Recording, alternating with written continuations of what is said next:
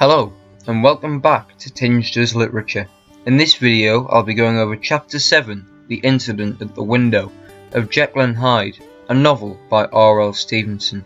Now before I go over the chapter, I'd like to recommend that if you haven't already, to go and watch chapters 1 to 6 in order to gain a better understanding of the chronology of the novel. Firstly, let's look at the storyline of the chapter. The chapter begins with Utterson on his weekly walk with Enfield, passing the black mail door that started the entire novel, which is only now discovered to be the back entrance to Jekyll's house. They step through the door into Jekyll's courtyard, only to see Jekyll looking sickly in one of the windows. They then talk briefly to Jekyll before he panics and slams the window.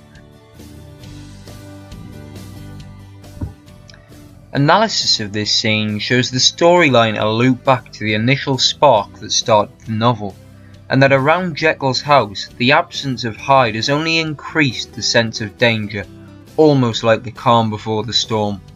The second walk past the door highlights that the house has been tarnished with the story of Hyde's violence, and the Sunday walks no longer have the innocence of the initial walks they previously had.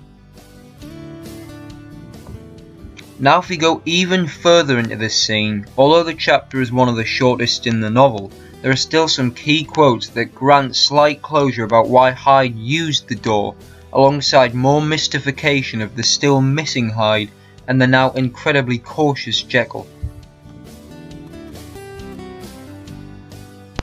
Firstly, the quote, "abject terror and despair," highlights the sudden change in Jekyll's actions, from initially smiling and talking with his old friends to immediately and without warning slamming the window shut.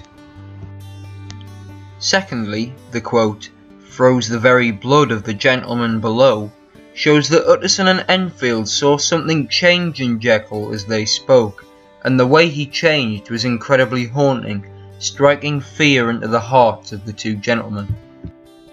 Finally, the quote, "horror in their eyes," highlights that both Utterson and Enfield saw something purely disturbing, leaving the reader on a cliffhanger at the end of the chapter, as it's never truly revealed what they saw. However, it can be inferred that whatever they saw caused Jekyll to slam the window.